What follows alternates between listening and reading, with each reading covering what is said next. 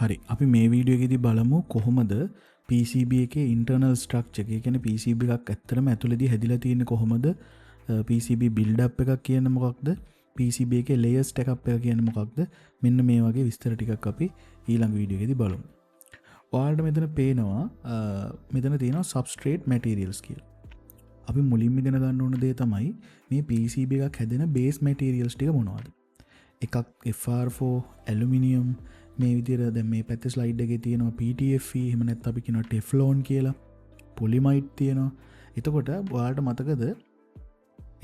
ඔයාලට මතකද අපි කලින් ඉගෙන ගත්ත rigid ඊට පස්සේ flex එහෙම නැත්නම් rigid flex කියලා PCB වර්ග තුනක් තියෙනවා කියලා අපි කිව්වා flexibility එක අනුව. අන්න එතකොට එන්නේ type වල PCB හදනකොට දැන් මෙතන තියෙනවා පළවෙනි එක FR4 දෙවෙනි එක aluminium ඊට පස්සේ මේ Teflon. ඒතර මෙන්න මේ තුන පාවිච්චි කරනවා ගොඩක් rigid PCB හදන්න. එතකොට මේ flex PCB හදන්න පාවිච්චි කරන මෙන්න මේ polyimide කියන material එක. හරිද? මෙන්න මේ විදිහට තමයි මුලින්ම main core materials මෙන්න මේ දේවල්. ඒතර මේවා PCB එකේ කොහෙද තියෙන්නේ? අපි මේ දේවල් ඉස්සරහට කතා කරමු. හරි. ඔයාලට මෙතනදී බලන්න පුළුවන් PCB build up එක. හරිද?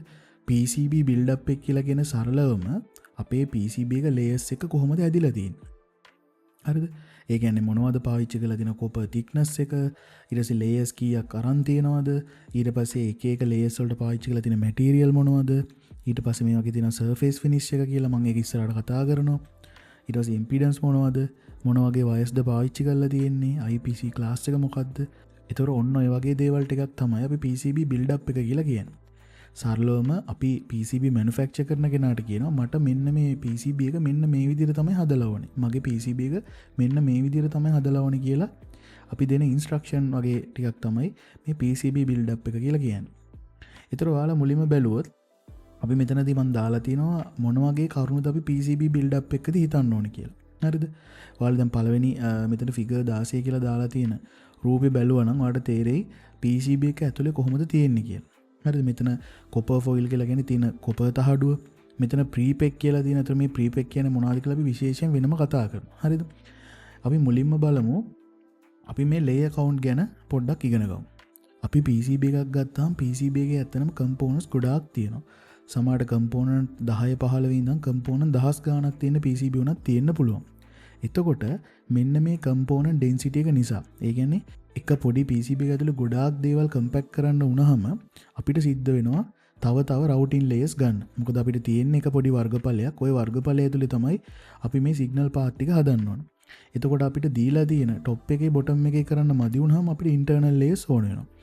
අන්න ඒ වෙලාවට තමයි අපිට multi layers වලට යන්න වෙන්නේ. ඒතර multi layers වලට යන්න එක කාරණාවක් තමයි components වැඩිකම. ඒකම විතරක් නෙමෙයි. අනිත් එක තමයි power delivery requirement එක. ඒ කියලා කියන්නේ දැන් සමහර වෙලාවට අපිට trace එකකින් විතරක් power එක දීලා මදි වෙන්න පුළුවන්. සමහරලාට අපිට යට තියෙන copper දැන් ඔයා හිතන්න මොකක් හරි high current circuit එකක් ඔයා හදනවා.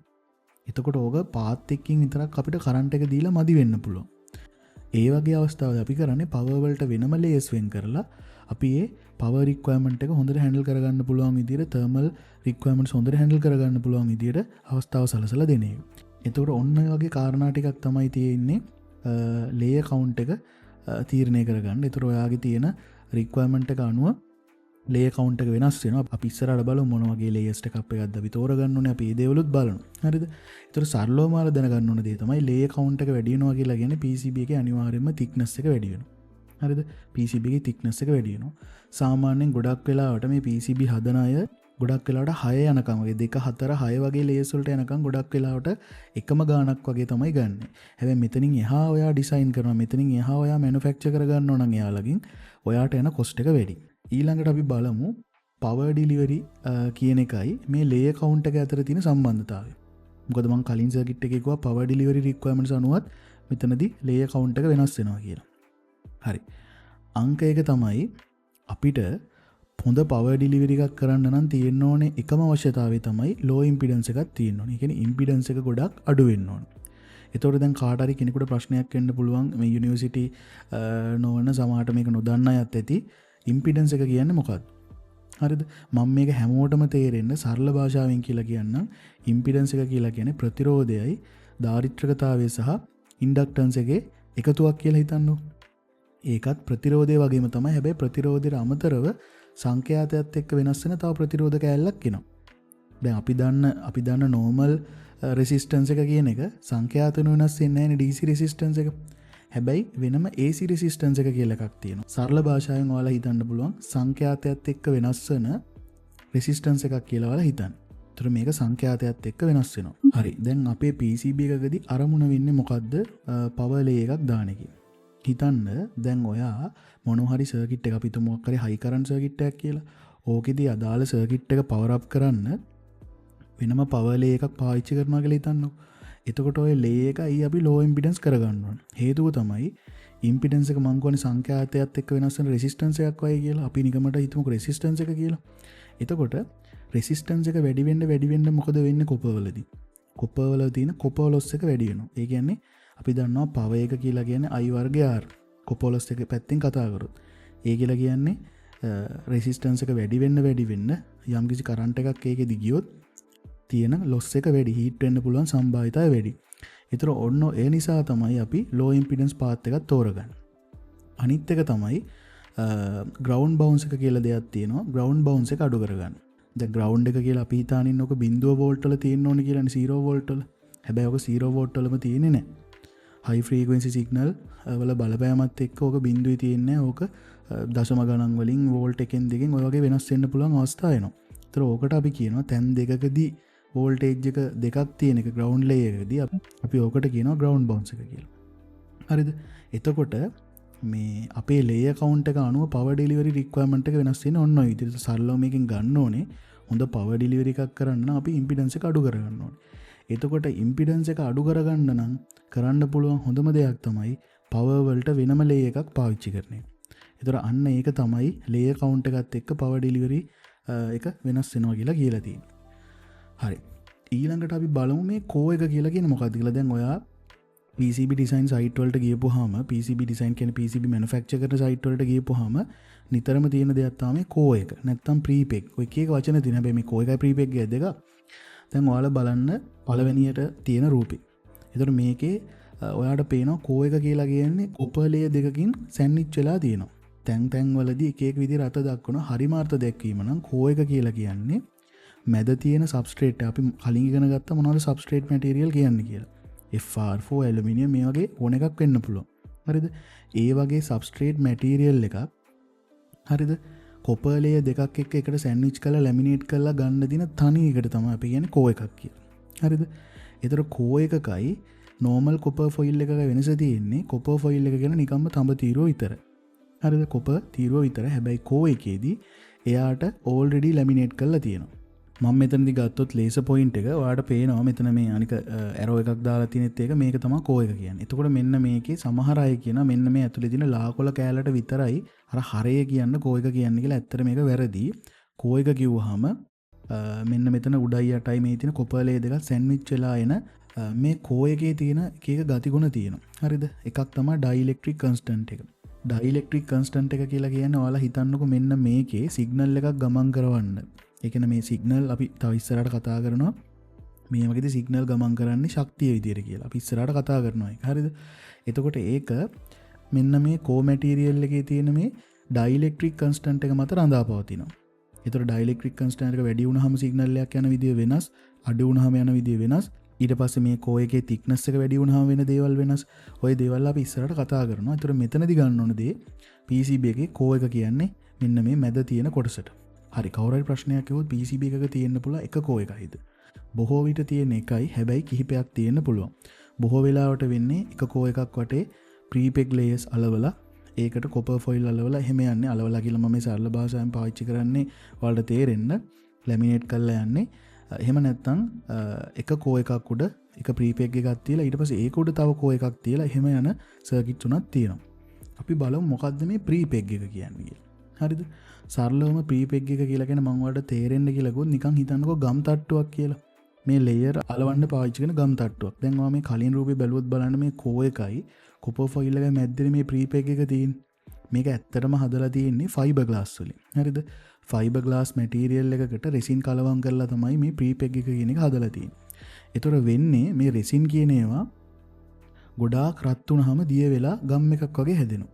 මේවා සාමාන්‍යයෙන් සාමාන්‍ය උෂ්ණත්වවලදී සිල්සියස් අංශක 100 ඒ වගේ කියන්නේ එක එක උෂ්ණත්ව තියෙනවා ඒවට. සාමාන්‍ය උෂ්ණත්වවලදී 80 90 ඒ වගේ උෂ්ණත්වවලදී මේවා අවුලක් නැතුව තියෙනවා. එතකොට මේ රෙසින් එක අණුව තමයි තීරණය වෙන්නේ මේක කොච්චර දුරට රස්නෙට ඔරොත්තු දෙන PCB එකක්ද කියලා. ඒ කියන්නේ FR1, FR2, FR3, FR4 කියගේ ඔය FR කියලා එන්නේ ෆයර් රිටාර්ඩන්ට්. ඒ කියන්නේ මේක කොච්චර උෂ්ණත්වයක් දක්වා අවුලක් නැතුව තියනවාද? මොන උෂ්ණත්වෙද මේක බ්‍රේක් වෙන්න පුළුවන් කියන එක තමයි ඒ රූපණය කරන්නේ. ඒතර FR වගේ වැඩි වෙනවා කියලා කියන්නේ ඒක ගොඩක් හොඳ උෂ්ණත්වයට ඔරොත්තු දෙන PCB එකක්. හරි. එතකොට ප්‍රීපෙග් එක කියලා කියන සරලවම ෆයිබර් ග්ලාස් මික්ස් වෙච්ච රෙසින් එකක්. හරිද? මෙයාටත් අර අපි කොපර් කෝ එක ඩිෆයින් කරා වගේ ඩයිලෙක්ට්‍රික් කන්ස්ටන්ට් එක, ඒ කියන්නේ ඩයිලෙක්ට්‍රික් නියතයයි thickness එකකුයි කියලා තමයි අපි ආව ඩිෆයින් කරන්නේ. ඒ කියන්නේ ප්‍රීපෙග් එක ඩිෆයින් කරන්න මේ thickness එකෙන් තමයි ගොඩක් වෙලාවට. කෝ එකේ වගේම තමයි මෙයත් මෙයාගේ ගතිගුණ තීරණය කරන්නේ ඩයිලෙක්ට්‍රික් නියතය කියන එකනුයි මෙයාගේ thickness එක. ඒ කියන්නේ ඝනකමිනුයි තමයි මෙයාගේ ඇත්තරම ගතිගුණ තීරණය කරන්නේ. ඒතකොට ඔයාලට පේනවා මෙතන ටේබල් එකක් දීලා තියෙනවා. මේකේ පළවෙනි තීරුවේ තියෙනවා ප්‍රීපෙග් ස්ටයිල් එක. හරිද? ස්ටයිල් කියලා කියන්නේ මේ එක එක කෝඩ්ස් දීලා තියෙනවා. මේ කෝඩ් වල නිරූපණය කරන්නේ කොච්චර රෙසින් කන්ටෙන්ට් එකක් තියෙනවද, ඊට පස්සේ කොච්චර ඝනකමක් තියෙනවද කියලා. උදාහරණයක් විදිහට අපි කිව්වොත් 2116 කිව්වොත් මේ අන්තිමට තියෙන එකේ රෙසින් කන්ටෙන්ට් එක 56යි, මෙයාගේ ඝනකම මෙච්චරයි. හරිද? ඒතර අපි ඉස්සරහට බලමු අපි මොන වගේ කොහොමද මේවා තෝරගන්නේ, මේ දේවල් බලමු. සරලවම ප්‍රීපෙග් එක නම් සාමාන්‍ය අපි ගොඩක් වෙලාට කස්ටමයිස් කරන්න යන්නේ නැහැ. 90%ක්ම ඩිසයින් වලදී බහුලවම අපි එන එකම තමයි පාවිච්චි කරන්නේ. හැබැයි ගොඩාක් හයි ෆ්‍රීකවෙන්සි සර්කිට් අපි ඩිසයින් කරනකොට අපි ඒව ගැනත් හිතන්න වෙනවා. හරි. ඊළඟට අපි බලමු මේ කොපර් වෙයිට් එකයි thickness එකයි කියන්නේ මොකක්ද කියලා. හරි. අපි මේකෙදි බලන්නේ මොකද්ද කොපර් වෙයිට් එකයි thickness එකයි කියන්නේ කියලා. සරලවම අපි දන්නවා මොනවා හරි PCB එක කොච්චර කරන්ට් ප්‍රමාණයක් හැන්ඩල් කරන්න පුළුවන්ද කියන. එහෙම නැත්නම් කරන්ට් හැන්ඩලින් කේපබිලිටි එක තීරණය වෙන්නේ තනිකරම කොපර් thickness එක මත. ඒ කියන්නේ ඔයාගේ ට්‍රේස් එක කොච්චර ඝනකමක් තියෙනවද. මේක මයින්නේ අවුන්ස් වලින් සාමාන්‍යයෙන් 1 ounce 2 ounce 3 ounce මේ විදිහට තියෙනවා. ගොඩක් වෙලාට ඉන්ටර්නල් ලේයර්ස් වලට 0.5 ounce ඒ වගේ අගයනුත් ගන්නවා. එතකොට මෙතනදී ගන්න ඕන දේ තමයි කරන්ට් එක කොච්චර ප්‍රමාණයක් අපිට හැන්ඩල් කරන්න පුළුවන්ද කියන එකේ ප්‍රබල සාධකයක් තමයි මේ කොපර් වෙයිට් එක. එහෙම නැත්නම් කොපර් thickness එක කියලා කියන්නේ. ඊළඟට අපි බලමු මේ surface finishes කියන්නේ මොනවද කියලා. අපි දන්නවා PCB එකක අපි true hole component පාවිච්චි කරනවා, SMD components පාවිච්චි කරනවා, මේ විදිහේ එක එක components වර්ග පාවිච්චි කරනවා. එතකොට සාමාන්‍ය true hole පාවිච්චි කරනකොට නම් ප්‍රශ්නයක් නැහැ. අපි ওই සිදුරු ඇතුලෙන් components දෙක දාලා අපිට solder කරන්න පුළුවන් සරලවම බවුත් එකක්. එහෙම නැත්නම් soldering iron එකක් කියලා අපි සරලවම කියනවා. එකක් පාවිච්චි කරලා අපිට solder කරගන්න පුළුවන්. හැබැයි ඔයා SMD වලට එනකොට ඔයාට සිද්ධ වෙනවා හොට් ගන් එකක් එහෙම නැත්නම් මොනවා හරි වෙන ක්‍රමයක් පාවිච්චි කරලා මේ සෝල්ඩරින් ටික කරන්න. හැබැයි මේකේ තියෙන ප්‍රශ්නේ තමයි SMD සෝල්ඩර් කරනකොට ගොඩාක් කම්ප්ලෙක්ස් නැති SMD දේවල් සෝල්ඩර් කරගන්න පුළුවන් මේ හැසල් කියන සර්ෆේස් ෆිනිෂ් එක පාවිච්චි කරලා. එතකොට මේ සර්ෆේස් ෆිනිෂ් එක අනුව ඇත්තටම වෙනස් වෙන දේ තමයි කොච්චර ෆ්ලැට්ද, මට කොච්චර ආය පාරක් මේ සර්කිට් එක ගලව පාස්සන්න පුළුවන්ද. ඔන්න ඕක තමයි තනිකරම සර්ෆේස් ෆිනිෂ් එක තෝරගන්න එක මත රඳාපවතින සාධකය. උදාහරණයක් විදිහට තියෙන ගණන් අඩුම සර්ෆේස් ෆිනිෂ් එක තමයි මේ හැසල් කියන්නේ. ලිඩ් ෆ්‍රී හැසල් එකයි කියලා වර්ග දෙකක් තියෙනවා.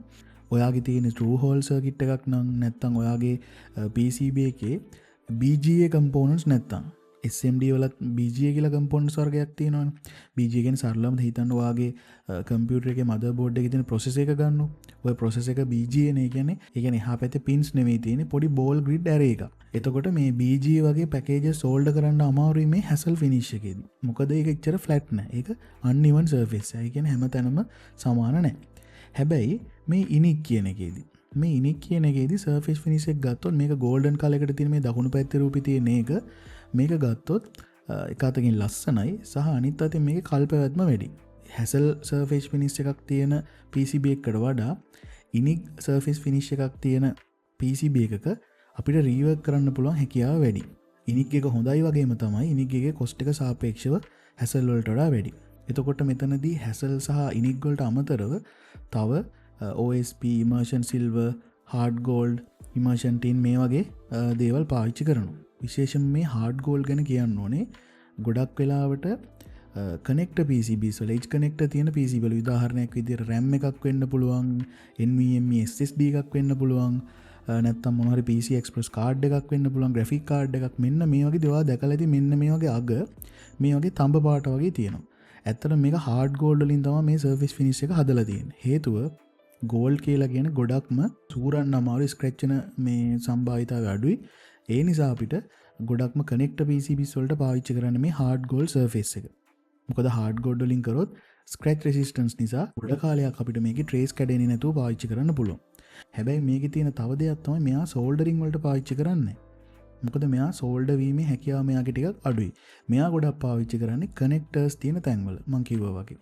අපි ඊට පස්සේ බලමු වයස් කියලා කියන්නේ මොනවද කියලා. මේක සමහර අය වියා කියලාත් කියනවා. මේක වය ඇත්තටම. අපි දන්නා PCB එකක් ගත්තොත් ඒකේ ලේයර්ස් කිහිපයක් තියෙන්න පුළුවන්. එතකොට හිතලා බලන්න මේ උඩ ලේයර් එකේ යන සිග්නල් එකක් හදිසිය අපිට පල්ලෙහාට ගන්න ඕන වුණොත් අපි කොහොමද ගන්න? ඒක හරියට සිදුරක් කපලා ඇතුළට බැරල් එකක් දාලා වගේ තමයි තියෙන්නේ. ඒතර මේ බැරල් එක දිගේ කරන්ට් එක යන්න පුළුවන්. සිග්නල් ප්‍රොපගේට් වෙන්න පුළුවන්. ඒතර විශේෂයෙන්ම ප්‍රධාන වයස් වර්ග තුනක් තියෙනවා. මේකෙදි තියෙනවා ස්ටැක් වයස් එහෙම කියලා තියෙනවා. හැබැයි ඒවා බහුලව පාවිච්චි වෙන්නේ නැහැ. බහුලව පාවිච්චි වෙනවා ඒක තමයි මුලින්ම තියෙන එක. මෙතන මයි කර්ස් එක පේනවා මුලින්ම තියෙනවා true hole වයා කියලා. true hole වයා කියලා එකේ විශේෂත්වය තමයි එයා උඩින් පටන් ගන්න තියෙන layers ඔක්කොම කඩාගෙන යටට යනවා. ඒ කියන්නේ තියෙන layers ඔක්කොම හරහා යනවා මේ true hole වයා කියන එක. හැබැයි blind වයා කියන එක බැලුවොත් එයා එක පැත්තකින් විතරයි පේන්නේ. ඒ කියන්නේ මේ blind වයා එකක් උඩින් පටන් ගන්න ඇතුලේ internal layer එකකින් තමයි ඉවර වෙන්නේ. හරිද? ඊට පස්සේ ආයෙ තියෙනවා buried wire. හරිද? buried wire කියලා තියෙනවා. buried wire වලදී මේක මේ BU තිබ්බා කියලා buried නෙවෙයි මේක ප්‍රොනවුන්ස් කරන්නේ berry කියලා. buried wire කියලා කියන්නේ පටන් ගන්න තැනක ඉවරන තැනක හොයන්න බෑ. කියන්නේ මේක තනිකරම ඇතුලේ internal layers දෙකක් අපිට connect කරන තමයි මේ buried wire කියන පාවිච්චි කරන්නේ. කාටට හිතෙන්න පුළුවන් මේ buried wire කියන එකේ micro wire කියන එකේ වෙනස මොකද්ද? දෙකම internal layers connect වෙලානේ තියෙන්නේ කියලා. නෑ. buried wire එක internal layers ඕනම දෙකක් අතර connect වෙන්න පුළුවන්.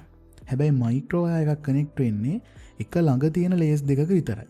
හරි ඊළඟට අපි බලමු මේ layers stack up එක කියන්නේ මොකක්ද කියලා. මේක තමයි ඇත්තටම PCB design course එකක ගන්න පුළුවන් වැදගත්ම knowledge එක. මොකද මෙතනින් තමයි ගොඩක් PCB කොච්චර දුරට සාර්ථක වෙනවද කොච්චර දුරට ෆේල් වෙනවද කියන එක තීරණය කරන මේන්ම පොයින්ට් එක. layers stack up එක කියන්නේ මොකක්ද කියලා අහුවොත් සරලවම PCB එකක internal structure එක තියෙන ඇතුළ ඒ ඇතුළ හැදිලා තියෙන විදිහේ blueprint එක. ඒතර කාටට හිතෙන්න පුළුවන් එහෙනම් දැන් කලින් PCB build up එක කියලා කිව්වොත් මේක නේද කියලා නෑ. PCB build up එක කියලා කියන්නේ මේක physically. ඒ කියන්නේ manufacture මේක කොහොමද හදන්නේ කියන එකට අපි දෙන උපදෙස්. layer කීයක් ගන්න ඕනේද? ඒ layers වලට මොනවද දාන්න ඕනේ? මොන material ද කියන එක තමයි PCB build up එක කියන්නේ.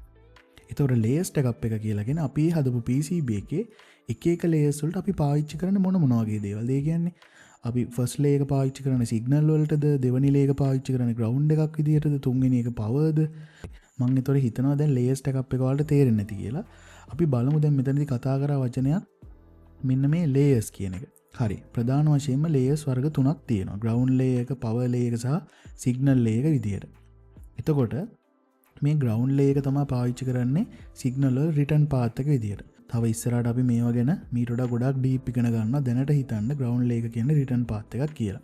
ඒතර පවර් ලේයර් එක දන්නවනේ. පවර් ලේයර් එක කියලා කියන්නේ අපි පවර් එක ඩිස්ට්‍රිබියුෂන් කරන්න පාවිච්චි කරන ලේයර් එක. එතකොට මේක පවර් ලේයර් එකයි ග්‍රවුන්ඩ් ලේයර් එකයි නිකන් පැරලල් ගත්තොත් එහෙම මේක නිකන් හරියට ක්‍රියාත්මක වෙන්නේ ධාරිත්‍රකයක්. ඒ කියන්නේ සමාන්තර තහඩු තියෙන ධාරිත්‍රකයක් වගේ. ඒ කියන්නේ පැරලල් ප්ලේට් කැපැසිටි එකක් වගේ තමයි ක්‍රියාත්මක වෙන්නේ. ඒ කියන්නේ මේ දෙන්න අතර කැපැසිටන්ස් එකක් තියෙනවා. ලං වෙන්න ඉම්පිඩන්ස් එක අඩු වෙනවා. ඉම්පිඩන්ස් එක අඩු වෙන එකනේ අපිට හොඳ. ඒ කියන්නේ හොඳ ලේයර් ස්ටැක් අප් එකක නම් පවර් ලේයර් එකයි ග්‍රවුන්ඩ් ලේයර් එකයි ගොඩක් ළඟ තියෙන්න ඕන. හරිද? ඒක එක කතන්දරයක්. අපි බලමු ඉස්සරහට අපි කොහොමද කතා කරනවා කොහොමද ලේයර් ස්ටැක් අප් එකක් තෝරගන්නේ ඒ විස්තර කතා කරනවා. හරි ඊළඟට බලමු සිග්නල් ලේයර් එකක් කියලා කියන්නේ මොකක්ද? සරලවම සිග්නල් ලේයර් කියලා කියන්නේ මේකේ තමයි අපි අපේ සිග්නල් ටික ඔක්කොම රවුට් කරන්නේ. එතකොට මොකක් හරි ලේයර් ස්ටැක් අප් එකක් ගත්තොත් එයාගේ පවර් ලේයර්ස් කිහිපයක් තියෙන්න පුළුවන්, ග්‍රවුන්ඩ් ලේයර් කිහිපයක් තියෙන්න පුළුවන්, සිග්නල් ලේයර්ස් කිහිපයක් තියෙන්න පුළුවන්. ඔය විදිහට තියෙන්න පුළුවන්. ඊට අපි පොඩ්ඩක් පවර් ප්ලේන් ගැන ඉන් ඩීප් ඉගෙන ගමු. අපි දන්නවා PCB එකක පවර් ඩෙලිවරි එක කියලා කියන්නේ ගොඩක්ම ක්‍රිටිකල් දෙයක්. ඒක විශේෂයෙන්ම හයි ස්පීඩ් PCB වල. මොකද හයි ස්පීඩ් කියන වචනේම තියෙනවා ටක් ගාලා ලොජික් වෙනස් වෙනවා.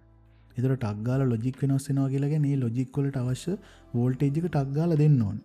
ඒතර මේක කොපර් ට්‍රේස් එකක් දාලා කරොත් වෙන ඩිලේ එක වැඩි. ඒතර මේ ඩිලේ එක අඩු කරගන්න පුළුවන් අපිට පවර් ප්ලේන් එකක් පාවිච්චි කරොත්. හරිද? මම මේ ගොඩක් සරල භාෂාවෙන් පාවිච්චි කරන්නේ මේක මීට වඩා ටෙක්නිකල් පැහැදිලි කරන්න පුළුවන්. එතකොට මේක ඉන්න ගොඩක් අයට මේක තේරෙන්නේ නැති නිසා.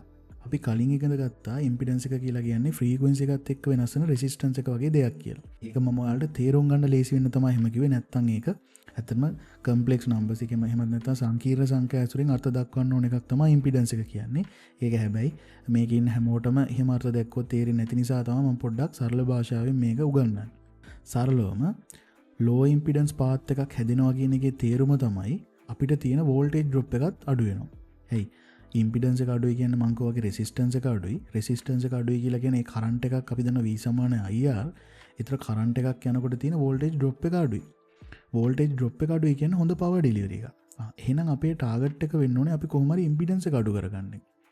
එතකොට හිතන්න ඕනේ අපි කොහොමද මේ ඉම්පිඩන්ස් එක අඩු කරන්නේ? පවර් ප්ලේන් එකයි ග්‍රවුන්ඩ් ප්ලේන් එක අතර තියෙන ગેප් එක අඩු වෙන්න කැපැසිටන්ස් එක වැඩි වෙනවා. ඉන්ඩක්ටන්ස් එකයි ඉම්පිඩන්ස් එකයි අඩු වෙනවා. එතකොට අපේ ගෝල් එකත් ඉම්පිඩන්ස් එක අඩු කරගන්න එක. එහෙනම් අපි කරන්න ඕනේ පුළුවන් තරම් ක්ලෝස්ලි මේ දෙන්න කපල් කරන්න ඕනේ. කවුද? පවර් ප්ලේන් එකයි රෙෆරන්ස් ප්ලේන් එකයි. හරිද? එතකොට ලූප් ඒරියා එක ගොඩක් වැඩි වුණොත් ඉන්ඩක්ටන්ස් එක වැඩි වෙනවා.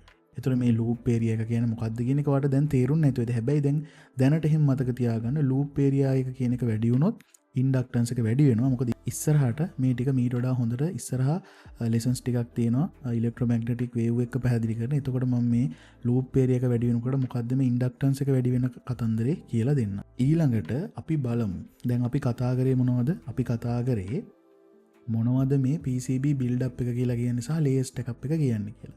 ඒතර ප්‍රසිද්ධ වෙබ් අඩවියක් තමයි මේ JLC PCB කියලා කියන්නේ අපිට PCB manufacture කරන්න චයිනා වල තියෙන. ඒතර එයාලගේ home page එකේ එන screenshot එකක් තමයි මේ දාලා තියෙන්නේ. මෙතන පේනවා base material එක තෝරන්න තියෙනවා. දැන් ඔයාලට idea එකක් තියෙනවා මොනවද මේ FR4 flex aluminium එහෙම කියන්නේ කියලා. අපි විශේෂයෙන්ම මේ aluminium වගේ පාවිච්චි කරන ඔයාලා දැකලා ඇති මේ LED bulb වල ඔයාලා දැකලා ඇති LED බල්බ් වල ගොඩක් මෙන්න මේක තියෙනවා. LED බල්බ් කියලා අදහස් කරේ අපි අර පොඩි LED බල්බ් එකනේ අපි ගෙවල් වලට දාන LED බල්බ් එක තියෙනවා. ඒ වගේ ඒවා ගලවලා තියෙනවා නම් දැකලා ඇති. ඒක තියෙන්නේ මේ ඇලුමිනියම් ප්ලේට් එකක. ඒකේ හේතුව තමයි එතනදී හීට් එක ජෙනරේට් වෙන ඉඳ ටක් ගාලා එළියට ඩිසිපේට් කරලා දාන්න පුළුවන්. කොපර් කෝවලත් ඒ වගේ. මෙතන රොජර්ස් කියන එකයි PTFE ටෙෆ්ලෝන් කියන එකයි ගොඩක්ම පාවිච්චි කරන්නේ RF ඩිසයින් වලදී. ගොඩක් හයි ෆ්‍රීකවෙන්සි මොන හරි ඩිසයින් කරනවා නම් ඔය ලොකු ට්‍රාන්ස්මීටර්ස් හදනවා නම් ලොකු ෆ්‍රීකවෙන්සි වල හයි ස්පීඩ් සිග්නල් එක්ක FPGA බෝඩ් ඒ වගේ වට යනවා නම් රොජර්ස් ටෙෆ්ලෝන් වලට වගේ ගියොත් හොඳට මේ ඩිසයින් එක කරගන්න පුළුවන්. ලොස් එක අඩු කරන විශේෂයෙන්ම RF වලට පාවිච්චි කරනවා. හයි ස්පීඩ් පැත්තට ඇතුළු FR4 වල හොඳ මැටීරියල්ස් පාවිච්චි කරලා කරන්න පුළුවන්. ගොඩක්ම රොජර්ස් පාවිච්චි කරන ඒ දෙතර බලන්න ලේයර්ස් කවුන්ට් එක තෝරන්න තියෙනවා. 1 2 4 6 8 දැන් මෙතන ලේයර්ස් 32ක් වුණත් මෙයාලා කරගන්න පුළුවන්. ඒතර ඩිමෙන්ෂන් එක තියෙනවා කීයක් කොටස් ඕනේද? ඊට පස්සේ ප්‍රොඩක්ට් ටයිප් එක තෝරන්න පුළුවන්. මේක ඒ කියන්නේ ඒරෝස්පේස් මොඩල් එකටද ඕනේ, මෙඩිකල් ග්‍රේඩ් එකටද ඕනේ, ඉන්ඩස්ට්‍රියල් ග්‍රේඩ් එකටද? ඒ කියන්නේ PCB එකක් ගත්තාම ඒ PCB එකේ මැනුෆැක්චරින් ක්වොලිටි එක වෙනස් වෙනවා එක එක ඉන්ඩස්ට්‍රියෙන් ඉන්ඩස්ට්‍රි එකට. හරිද? ඒක ලොකු ටොපික් එකකට දාලා නැහැ. ඊට පස්සේ ඩිසයින් කීයක් තියෙනවද අපි මේ දෙන ෆයිල් එකේ? ඊට පස්සේ මේක තනි PCB එකක් විදිහට දෙන්න ඕනේ අපිට, නැත්නම් අපිට පැනල් එකක් විදිහට ඕනේ, කපලා දෝනේ. මොකද්ද PCB thickness එක? ඊට පස්සේ ඔයාලට පේනවා මෙතන PCB කලර් එක කියලා තියෙනවා. අපිට කැමති කලර් එකක් තේරුවා. හැබැයි සාමාන්‍යයෙන් මේ ලාභම කලර් එක තමයි කොළ පාට. මෙතන තියෙන කොළ ඇරෙන්න අනිත් කලර් එක තෝරගත්තොත් ගොඩක් වෙලාවට යන දවස් ගාන දවසකින් දෙකකින් වෙනස් වෙනවා වගේම සාමාන්‍යයෙන් සිල්ක් ස්ක්‍රීන් එක JLC PCB ලාගේ තියෙන සුදු විතරයි. මේක සමහර මැනුෆැක්චරර්ස්ලා ඉන්නවා කහ පාට, රතු පාට වෙන කලර්ස් වලිනුත් දෙනවා. ඊට පස්සේ මැටීරියල් ටයිප් එක ගත්තොත් මෙතන දෙන FR4 TG135, FR4 TG155 මේ විදිහට FR4 එක එක මැටීරියල් තියෙනවා. මෙතන මේ TG කියලා කියන්නේ ඇත්තරම glass transition temperature එක. අර මං කලින් කිව්වා නේද මේකට දරා ගන්න පුළුවන් උපරිම උෂ්ණත්වය ඇතුළේ එතනින් එහාට මේක ටිකක් ඩැමේජ් වෙන. ඒ කියන්නේ මෙල්ට් වෙන්න වගේ ගන්නවා කියලා. අන්නේ ටෙම්පරේචර් එකට තමයි මේ glass transition temperature එක කියලා කියන්නේ. ඒතර TG 135 කියලා කියන්නේ මෙයාගේ 135 සෙල්සියස් වලදී මෙයා ටිකක් transition වෙන්න ගන්නවා. හරිද? ඒතර 155 කියන්නේ ඊට වඩා හොඳයි. හරි. ඒතර surface finish එකත් බලන්න මෙතනදී hassle තියෙනවා, lead free hassle තියෙනවා, unique තියෙනවා. මෙයාලා දෙන්නේ මේ තුන විතරයි. ඒතර ඔයාට BGA වගේ යන PCB එකක් නම් ඔයාට කරගන්න තියෙන්නේ unique කියන එක තෝරන්න. බලමු මෙයාලගේ තව මොනවද තියෙන ඔප්ෂන් බලන්න. outer copper weight එක තෝරන්න පුළුවන්. ounce 1යිද ounce 2යිද? ඉනෝ කොපර් වෙයිට් එක කියලා කියන්නේ ඇතුලේ. ඒ කියන්නේ ඉන්ටර්නල් ලේයර්ස් වලදී ඒ කියන්නේ PCB එක ඇතුලේ තියෙන ලේයර්ස් වල කොච්චර අපිට කොපර් වෙයිට් එකක් ඕනේද. ඊට පස්සේ මෙතනදී තියෙන ස්පෙસિෆයි ස්ටැක් අප් කියලා. ඒ කියන්නේ මේකේ තියෙන අපිට අපි කැමති ලේයර් ස්ටැක් අප් එකක් අපි එන්න ඕන පිළිවෙලක් මොනවා හරි තියෙනවද කොහොමද කරන්න කියන එක තමයි එතනදී තියෙන්නේ. අපි මේක කතා කරමු පස්සේ මේ ස්ටැක් අප් ඩිසයින් අපි වෙනම කොටසක් කරනවා. ඊට පස්සේ වයස් එන්න ඕනේ කොහොමද H ප්ලේටින් තියෙනවද මේ දේවල් අපි කතා කරමු in detail. මට පෙන්වන්න ඕනේ අපි PCB ඩිසයින් එකක් කරාට පස්සේ ඒකේ බිල්ඩ් අප් එක කියලා කියන්නේ කොහොමද ඒක හැදෙන්නේ කියන එක තමයි. ඒතකොට මේ තමයි ඒකට රියල් වර්ල්ඩ් එක්සැම්පල් එක.